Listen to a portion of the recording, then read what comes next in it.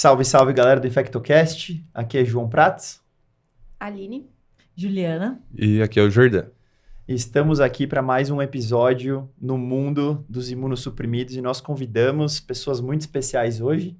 Convidamos nossas queridas hematologistas. Então hoje a gente vai conhecer um pouco mais dessa especialidade que, vamos dizer assim, se mistura tanto com a infectologia, que nos traz... Vamos combinar. É uma especialidade difícil. Traz muita dúvida pra gente. É um monte de célula, um monte de molécula, um monte de gene, um monte de alvo. A gente fica meio, né? E eu acho que nenhuma especialidade mexe tanto com a imuno como os hematos aí e os infectos, né? Então, acho que a ideia é a gente aprender um pouquinho mais de hematologia nesse mundo aí dos imunossuprimidos, a gente tentar entender um pouco mais de todas essas coisas que o hemato faz e como as nossas especialidades, elas se encontram e, claro, interagem muito umas com as outras. Então, acho que a ideia é essa, né? Eu acho que é importante a gente, que não é hematologista, tentar entender o cabeçalho do prontuário do hematologista, né? Siglas, né? O problema são as Porque siglas. é tanta sigla, tanta coisa, quando você pega assim, pede uma interconsulta, quem não tá habituado, acostumado, chega e fala, meu Deus, por onde começar? Não, e é legal porque vem assim, né? Ah, é um MM, IgGK, DS3A. DRM, sei lá o quê. E aí, hemato tem aquele negócio, né? Ah, eu gosto de hemato. Por quê? Porque ninguém mexe no meu paciente, né? Então, acho que é bacana a gente passar por todas essas coisas. E aí, primeiro de tudo, eu acho que vale a gente começar com o básico, né? Então, tipicamente na infectologia, uma das vezes que a gente chama vocês é febre, a gente sempre está envolvido com febre, com FOI, e a tal da citopenia. Então, eu acho que a primeira pergunta seria o seguinte, né? Quando que eu olho um hemograma ali, eu falo, putz, isso aqui tá com cara de doença hematológica, quando que eu vou pensar em fazer medula? Acho que essas são as primeiras coisas que a gente poderia conversar. Quer começar? É pouca coisa, só melhor, né? Tem pouca coisa pra falar. Bom, acho que, primeiramente, quando a gente vai avaliar, né, um paciente, a gente tem que ver qual que é o histórico dele, né? Há quanto tempo que ele está internado, quais são as comorbidades que ele apresenta, se ele já tinha esse histórico também de neutropenia, se é uma coisa que é desde a infância também, que a gente tem uma entidade, né, que é a neutropenia constitucional, que a pessoa, ela acaba nascendo com isso, e é algo que não está relacionado com um quadro infeccioso. Então, tipo assim, primeiro hemograma da vida, o cara tá neutropênico, rola um desespero, é isso? Mas ele nunca teve nada. Isso. E não é algo assim que você precisa sair correndo quando tem um quadro de febre. Mas existe... Neutropenia é um assunto assim, muito vasto. Então, a gente tem que ver, então, todas as comorbidades prévias, né? Se ele está internado, por qualquer motivo, se tem algum quadro infeccioso. E aí também ver questão... E fazer investigação básica, igual a gente faz para todos os pacientes. Então, avaliar sorologias, sorologias quando eu falo, tanto sorologias tipo HIV, hepatite, B, C, sífilis, a parte de toxo, citomegalo, né, todas as monolikes, né? E também ver se tem alguma outra coisa que... algum quadro cirúrgico que ele tá fazendo ali, né? E aí pode causar um quadro de uma aplasia. Então, assim, você tem que colocar o paciente dentro de um contexto. Primeiro, não olhar aquele exame de uma forma isolada. Acho que começa por aí. E eu acho que uma coisa que a gente sempre faz é, tipo assim, você tem um hemograma antigo? A gente legal. dá uma olhada? Porque, assim, às vezes é uma alteração que já vem arrastando, e aí ajuda muito a gente a pensar nisso. É uma alteração que apareceu agora, é uma coisa que já vem vindo, que já vem, tipo, pensando em alguma doença crônica que está levando a essas alterações. E, logicamente, também a gente acaba olhando a alteração, né? Não só isso, porque, tipo, tem alterações que vão estar mais ligadas a, tipo, alterações agudas mesmo, que é a história clássica mesmo do paciente que foi numa consulta de rotina e tinha um hemograma lá e achei um pouco estranho, vamos ao pronto-socorro. E aí vai no pronto-socorro e tá com leucemia aguda. Então, tipo, tem algumas alterações que vão chamar a atenção pra gente, para pensar em alguma alteração mais... que apareceu agora, aguda mesmo, e outras crônicas, assim, pensando em contexto completo, assim, disso. Tipo, já tinha uma alteração prévia, ou tem histórico de contato, com toda a anamnese completa que a gente faz, né? Pensando nos diagnósticos diferenciais, né? Então, eu pensei, primeiro o raciocínio de vocês é assim, isso não é infeccioso, eu gostei do que você falou logo das sorologias, né, que a gente sabe que o HIV está associado com plaquetopenia, hepatite C pode estar associada com plaquetopenia e também a própria cirrose ou alguma disfunção hepática mais grave associada à hepatite pode estar associada a citopenias, acho que isso é uma coisa interessante. Existe a anemia de doença crônica associada ao HIV, aí super frequente, né? Então, acho que é legal esse primeiro ponto, que é, afasta as infecções crônicas, né, primeira coisa.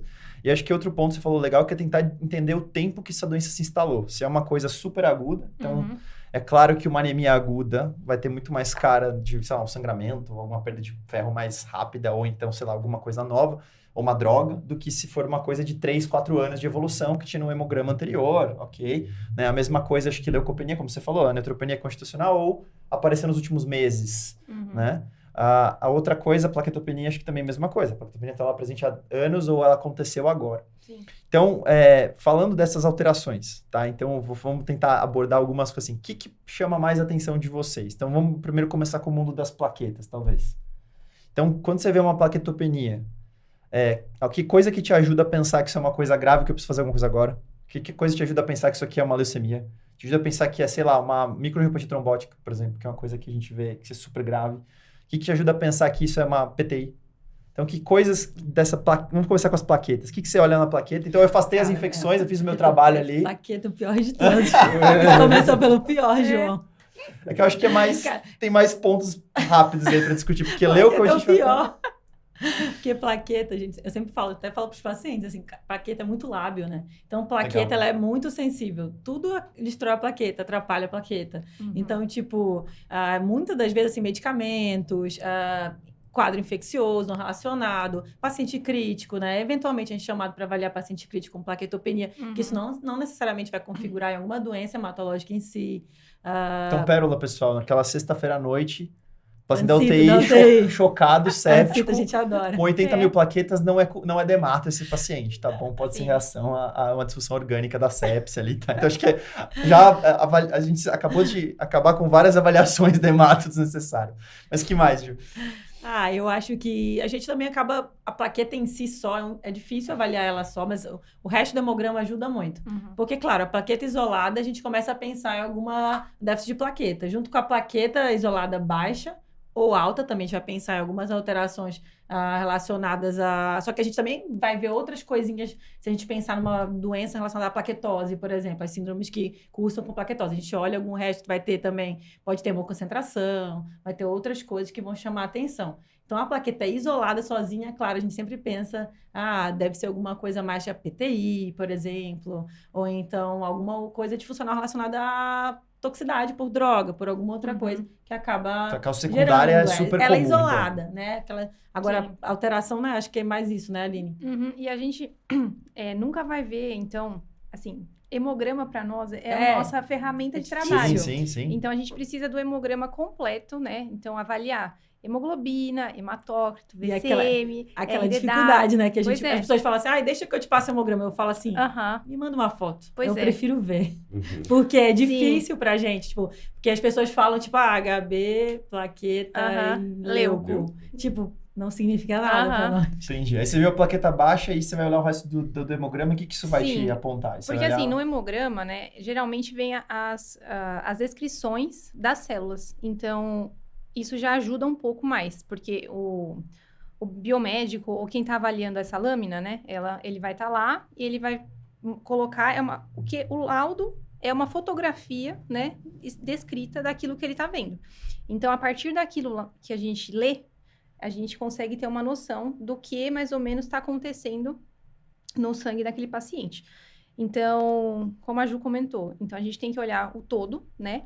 E aí também lembrar da questão dos limites, nos valores de referência. Então, é sempre importante você ver, isso aqui, da plaqueta, né? É uma plaquetopenia grave, é uma plaquetopenia que tá ali entre 100 e 150 mil. Leve. Tem uma plaqueta abaixo de 50, abaixo de 10 mil, inserir o paciente dentro desse contexto, né? Para você saber a gravidade e saber exatamente o que você tem que fazer para... vou ter que chamar o hematologista ou eu tenho que fazer outra coisa. Essa era a minha próxima pergunta. No mundo do hemato, a plaqueta tá baixa. Quando que eu chamo hemato? Eu acho que assim, primeiro, você fez um hemograma, a plaqueta tá menor do que 100 mil e tá persistentemente menor do que 100 mil. Opa, alguma coisa tá acontecendo. Então, acho que aí você faz aquela avaliação inicial que a gente tinha comentado e a plaqueta está estabilizada entre mais do que 50 mil, porque 50 a 100 é uma plaquetopenia considerável, mas é algo que não é tão urgente também, né? Então, a gente tem que avaliar melhor. Começou a ficar menor do que 50 mil, por que está acontecendo isso, né? Então, uma coisa que ajuda muito a gente é avaliar o tamanho da plaqueta, que isso a gente avalia na lâmina mesmo, né? A gente pode ligar para o laboratório, inclusive, para saber, como que tá aí, o que você acha, o que você tá vendo além daquilo que você está me falando no laudo, né? Eu acho que isso é mais específico para o hemato, mas já é alguma orientação que você pode ficar de olho quando você lê. E acho que em alguns centros também a gente tem costume de fazer, né? A gente faz, lá na VP a gente faz. Então a gente trabalha, né? Em vários lugares que eu trabalhei também a gente tem o costume de fazer. Pegar uma esfregar sangue periférico, faz a lâmina cora e olha a lâmina. E já tira rapidinho. Acho que isso é uma coisa que é um diferencial, né, do hemato. A gente consegue dar uma respostinha rapidinho. Pera lá, deixa eu ver aqui. É aguda, urgente agora? Não, então passa. Então, plaquetopenia pronunciada, assim, menor de 50 mil. E o que mais vocês vão olhar nesse cara da plaqueta pra falar, preocupa, preciso fazer alguma coisa agora, preciso fazer medula, ou preciso, sei lá, pensar em uma doença mais grave? Sangramento. Eu acho que sangramento, alguma outra alteração nas demais contagens. Por exemplo, pensando em urgências hematológicas, a gente vai pensar, tipo, na PTT, né, que é uma doença que hoje eu acho bem subdiagnosticada, as pessoas não pensam em PTT, né? E eu sempre olho, plaquetopenia me dá um pouco eu olho assim, baixa de PS, eu sempre olho já para pensar em alguma outra coisa que chame atenção para PTT, pensando nos sintomas relacionados, ou então alguma outra alteração no hemograma, geralmente cursa com anemia, também pronunciada, né? Então, e a LPA, né? A leucemia promielocítica, que é o terror da hematologia. Tá, né? então falando da PTT, o que mais eu vou ver no paciente e no hemograma dele? Eu acho que o que a gente costuma ver, geralmente, no hemograma, anemia e plaquetopenia. A gente adora ver um DHLzinho que é taxado. DHL alto, esquizóstomo. Esquizóstomo, porque a gente vai fazer a lâmina, quando a gente vê uma plaqueta, principalmente uma plaqueta pronunciada, que geralmente, esse paciente com PTT vai ter plaqueta, 10 mil, 5 mil, né? Bem baixa plaquetas mesmo. importantemente baixas, Ou né? queda importante. Ou queda importante, que é isso. Tipo, ela tinha uma plaqueta de 100 e poucos mil, nunca teve plaquetopenia. Aí chega com 20 mil de plaqueta, pera lá, né? Aí tem que lembrar também, alteração no nível de consciência, que pode dar em alguns pacientes. Alteração do sistema neurológico, alteração renal, né? Então, assim, não são todos os itens que eles vão se encaixar, mas são coisas que tá evoluindo de uma forma diferente, começa a pensar ali nos itens, né? Porque, igual a Jo acabou de falar, tipo, é uma coisa subdiagnosticada. E quando a gente vai ver o paciente tá muito grave, tá entubado, dialisando, e aí lá na frente é que você vai ver, nossa, lembrei deste diagnóstico, né? Tá, então uma plaquetopenia super pronunciada, especialmente se a gente vai acompanhando de uma anemia junto, sistema neurológico, falar com o hematologista, porque tem que fazer alguma coisa rápida. É sério, né? Bem desesperador. A gente sai de madrugada de casa, de verdade. Tá, esse é o cara da plasmaférese de urgência, né? Sim. Boa. Tá bom, e aí você falou leucemia aguda. Então, plaquetopenia também pode ser sinal de leucemia aguda. Então, o que mais eu vou olhar nesse hemograma? Citopenias em geral, todas as citopenias. O que mais a gente vai ver, se for pensar numa leucemia aguda? Leucemia é um bicho meio estranho, viu? Eu já vi LPA só com plaquetopenia. Tipo, a gente já foi enganado muitas vezes, viu? Mas claro que, tipo, a pancitopenia vai chamar atenção pra leucemia e, tipo, história aguda mesmo. Tipo, não tinha nada, nunca teve nada. Fiz um check-up semana passada, que é a história natural da leucemia. Tipo, tá tudo bem, fui um check-up e tem uma pancito. Então, esse é o mais clássico de leucemia. Ou hiperleucocitose, né? Tipo, tem lá mais de 10, 15 mil, 20 mil, aí a gente já chama mais atenção. Na série branca, né? Mais de 20 mil leucose e tudo. A gente já pensa, nossa, né? Tem uma leucocitose com plaquetopenia. Sim, e lembrar também das nossas células queridas, que são os blastos. Exatamente. Isso é aquela história do desvio escalonado, não escalonado, se tem todas as formas jovens, se tá hematopoese em escadinha, ou se de uma vez aparece um monte de blasto, não é isso? Que aí você consegue diferenciar entre algo mais agudo e crônico, né? Então, quando você tem blasto, Geralmente, né, pela classificação antiga, a gente falava mais de 20% de blastos para fechar o diagnóstico de leucemia aguda. Tá, mas já é esquisito, já vou chamar o Hemato. Exatamente. Sim, porque blastos não aí, é para né? ter, né? Eritroblasto, né? Sempre tem, porque às vezes tem muito isso também. Sim. É que a Aline que até comentou. A leitura da lâmina, claro, a gente tem, tipo, uma coisa dependente, né, do profissional.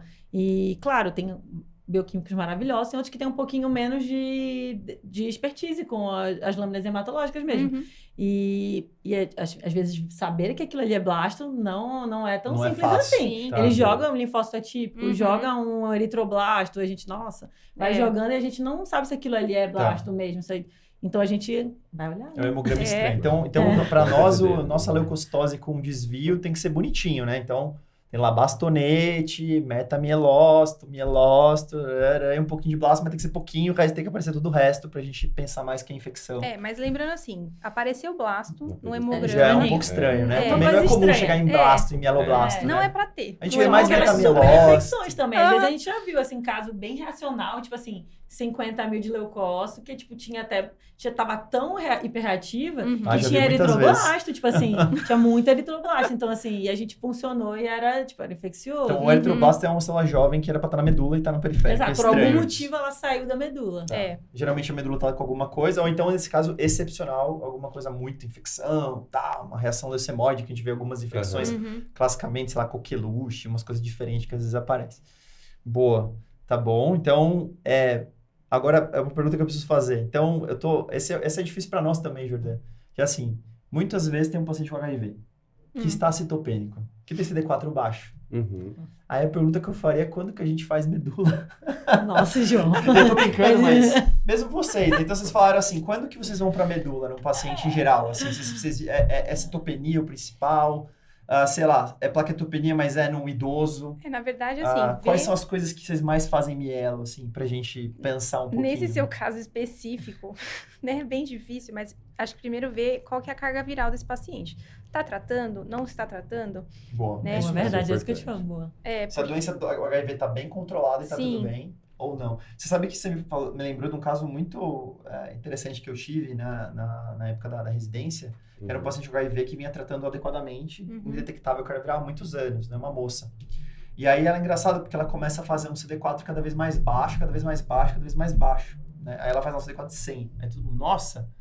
Mas aí, qual que é o problema? Tem que olhar o hemograma como um todo. Na verdade, ela fez uma leucopenia bizarra pronunciada pra caramba, inclusive com plaquetopenia. E a discussão lá foi assim, putz, isso aqui não é normal.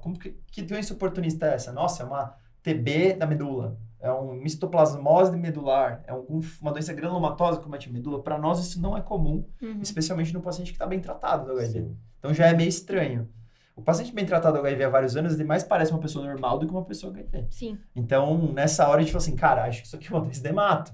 Porque os pacientes com HIV estão ficando mais velhos, os idosos têm mais leucemia, né?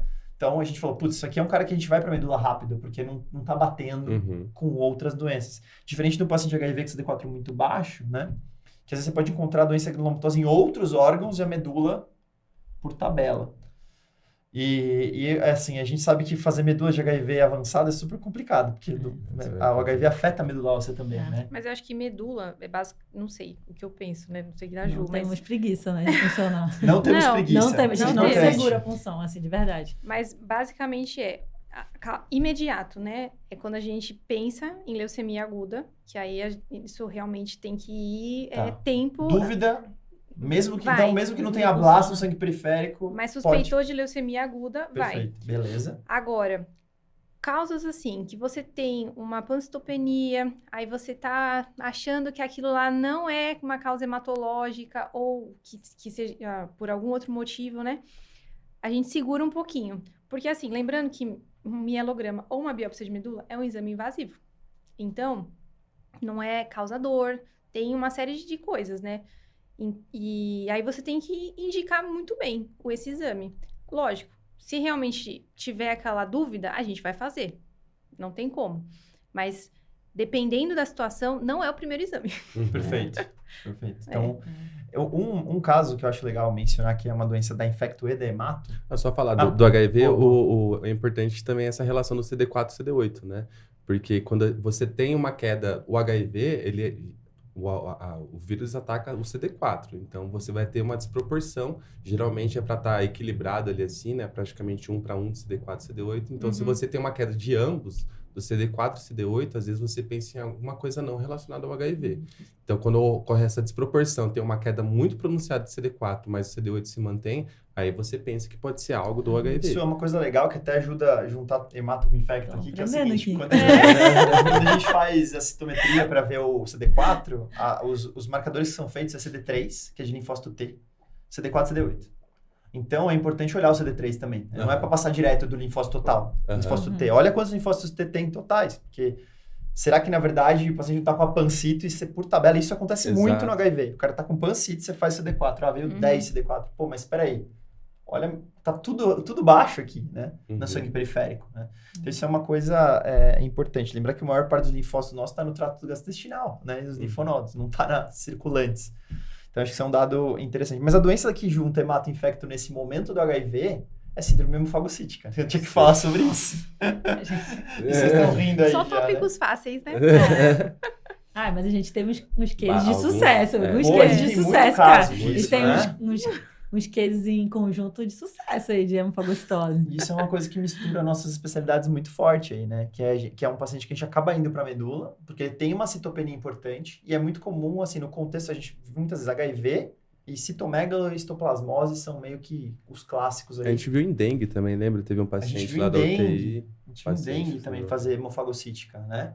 Então, o que vocês vão... Me ajudem com essa síndrome. Como é que é a hemofagocitose na hematologia? Não, é difícil. Quando que a gente vai pensar ali assim, né? Tipo, de maneira um pouco... E falar pra vocês, faz medula pra mim desse paciente. Nossa, gente, uma coisa que quando começa cometimento de muito sistema, assim, um hemograma importante, assim, que me chama muita atenção dos casos, até pensando nos casos que a gente já teve, tipo, claro, uma história infecciosa estranha ali, febre, uma síndrome febril estranha, um hemograma ruim, assim, bem ruim, tipo, bem pancito e muito sistema cometido. Tipo, fígado, rim... Sara, pulmonar.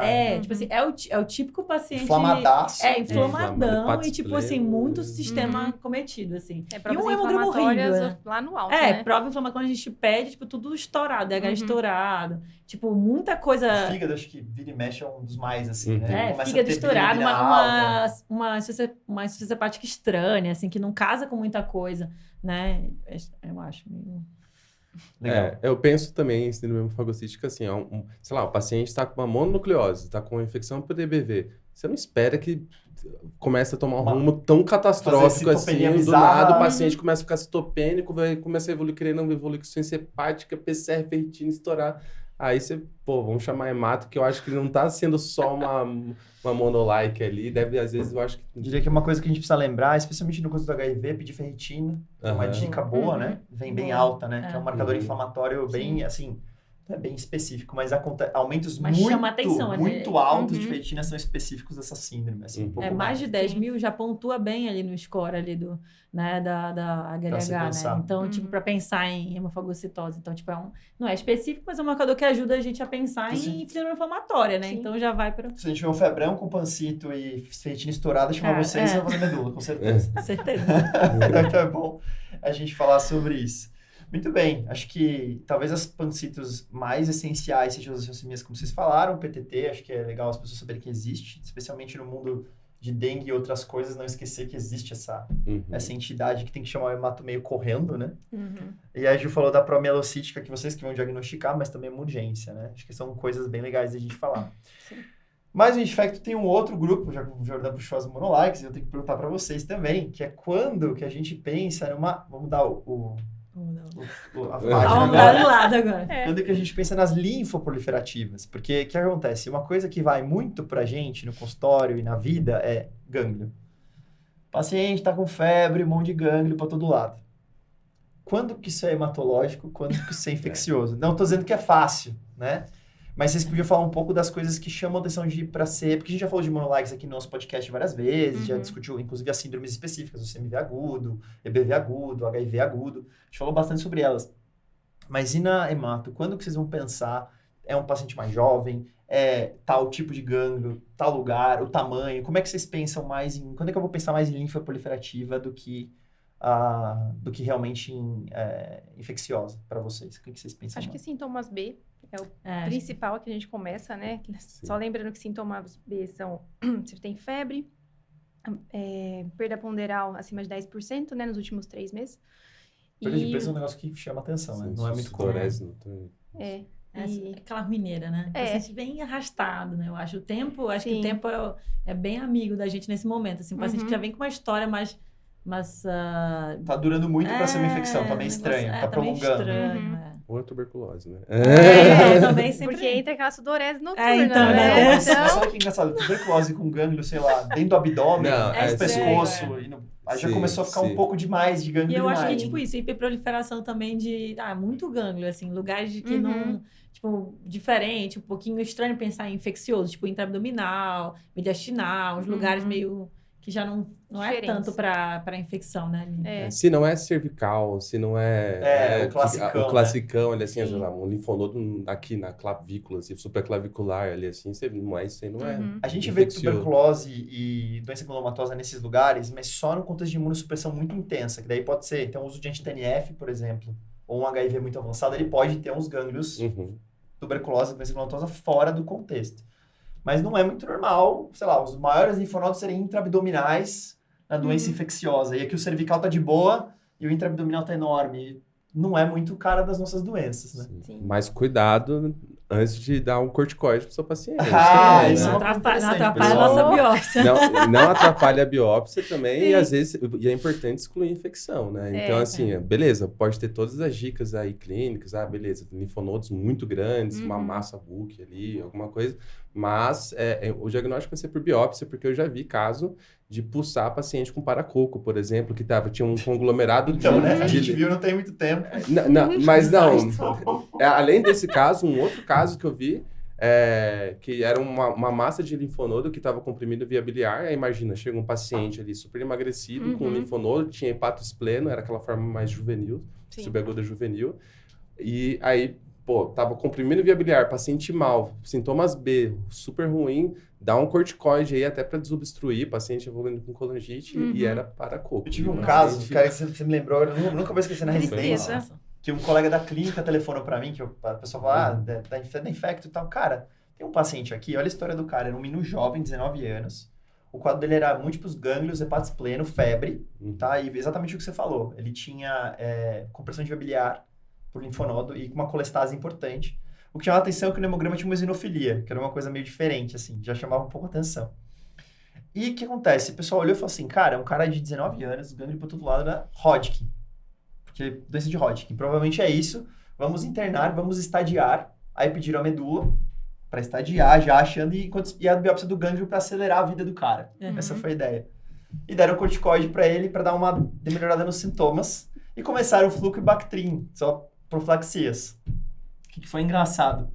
O colega da clínica médica me ligou e falou assim, cara, biopsiaram aqui e veio levedura. Estão falando que é cripto. Tô puxando a aula de fungos. Assistam um podcast sobre infecções fúngicas, tá bom? Sobre aquele caso que a gente mostrou de... Porque levedura pode ser qualquer coisa no tecido. E, na verdade, isso era uma paracoco, que na medula estava lotado de paracoco, que é um lugar que o paracoco gosta de causar problema. O paciente foi melhorando, porque ele ganhou um Bactrim junto com esse corticoide, ele foi melhorando os sintomas. E no final não era nada de Hodgkin, entendeu? Então, é isso que você falou. Tem que tomar muito cuidado com as infecções fúngicas, principalmente o paracoco é o linfoma de Minas. A gente sempre fala. Quem tem epidemiologia pode ser um linfoma, a cara do linfomão. Leishmaniose também é uma outra coisa visceral que às vezes confunde muito. Muito mesmo. Só que gânglio não é uma... então, de perguntar sobre epidemiologia. Exato. Porque algumas vezes as pessoas esquecem. É verdade. Exato, é verdade. Só que gânglio não é pronunciado na leishmaniose visceral. Isso é uma coisa importante. Não tem gânglio. Ou tem pouco gânglio. Não é importante. Hepatospleno muito importante com pouco gânglio. E às vezes com pancitopenia, né? Exato, exato. Então, e dos linfomas, o que a gente pensaria mais nesses casos, assim, de síndromes com gânglio e tudo mais? Ou então, das linfoproliferativas, tem alguma outra que a gente procura no centro periférico, alguma outra coisa para causar esses sintomas, assim? Ou não dá para saber? Só quando a gente biopsiar, porque pode ser vários tipos de linfoma. Leucemia linfocítica crônica é uma doença um pouco mais indolente, né? Uma doença linfoproliferativa também, né? Que a gente acaba... É uma doença que a gente acaba... Assim, às vezes, é a doença hematológica mais comum, né? Na verdade. Só que é uma doença que a gente tem muito comportamento lentificado, indolente. E o diagnóstico, em geral, é mais pelo hemograma. A gente vê uma linfocitose ali, mais de 5.000. E aí, eventualmente, o paciente vai evoluir com vários gânglios. Mas não assim, massa, não muito. A não ser que ele evolua com transformação. Ou tenha algum outro fator prognóstico ruim, assim. Acho que é uma doença também que cabe aí. Mas, no contexto que também chama atenção, mas o hemograma, o diagnóstico é sangue periférico, né? A gente fenotipa o sangue periférico, vê o linfócito clonal ali, o linfócito doente, né? Com um número adequado ali, a gente acaba dando diagnóstico na maioria das vezes. E a persistência, né? Desse linfócito acima de 5.000. Porque algumas vezes ele pode dar aquela oscilada, não necessariamente seja isso, pode estar como se fosse um reacional, mas só lembrar de que se houver persistência, mesmo que não haja necessidade de tratar naquele momento, você precisa encaminhar para um hematologista. Então, sempre, por isso que a gente sempre fala, olhe o hemograma como um todo. Legal. Né? Porque a gente bate sempre nessa tecla, porque não é nada isolado. Então, vem um cara com um monte de gânglio e o sangue periférico pode dar a dica. Então, ele tem um monte de linfócito. Sangue periférico, às vezes, é tudo a mesma coisa, tudo o mesmo clone. Ou algumas vezes não tem nada, veio com hemograma e só tem às vezes aquilo. uma infecçãozinha viral, aleatório, sei lá. Sim. Alguma coisa, fez uma cirurgia também, né? Talvez isso que você falou, o tempo é uma coisa legal. Esperar um tempo para ver se isso se mantém, pode ser um dado que ajuda. Legal. Tem uma coisa que a gente fala no linfonodo que às vezes ajuda a gente, é o seguinte, a gente tá acompanhando o paciente com gânglio, vira e mexe acontece isso, né? Aí a dúvida é quando fazer biópsia, uma das dúvidas que a gente tem.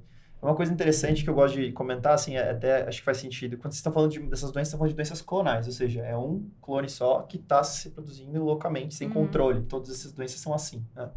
Então, o linfonodo, por exemplo, ele tem que ter... E aí, isso eu acho uma coisa muito divertida da hemato, que assim, o linfonodo tem camadas. E cada camadinha tem um linfócito num estágio diferente de evolução, e cada linfoma pode vir de uma dessas camadinhas, e a gente fica doido com isso daí. Mas uma coisa que é relativamente comum a todos eles é que quando um desses caras é um clone que vira uma doença linfoproliferativa, ele espalha e toma o linfonodo inteiro.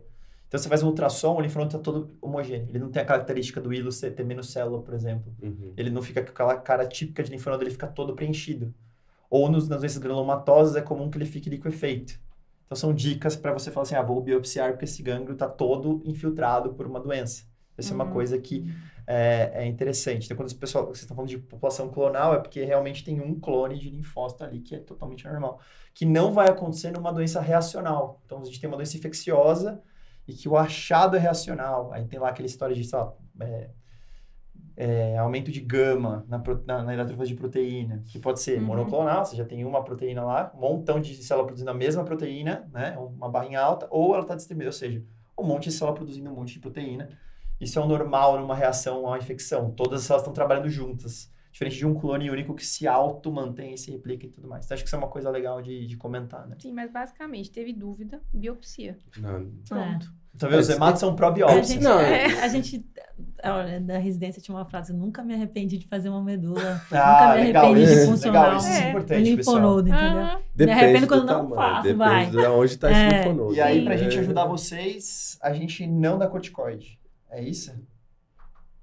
É que eu, às vezes, eu acho que é um conjunto também, porque, claro, né, muita gente já conversou sobre isso, que muitas vezes a gente se engana também, mas a gente tem certas dicas para pensar, como a gente já discorreu aqui, né, que vai a gente pensar que é um pouquinho mais pro nosso lado ali, um pouco mais neoplásico, e às vezes o corticoide é um pouquinho de aliado, quando a gente tem um risco de tipo, obstrução grave. A massa tá causando muito sintoma. Por exemplo, urgente, né? Mais urgências, Sim. assim, pensando em grandes massas, por exemplo. Então, às vezes, a gente acaba usando disso aí para tentar melhorar. Tipo, às vezes tem massa grande comprimindo via aérea, que a gente tem E quando é muito grande, assim, dificilmente vai ser infeccioso, né? Isso é verdade.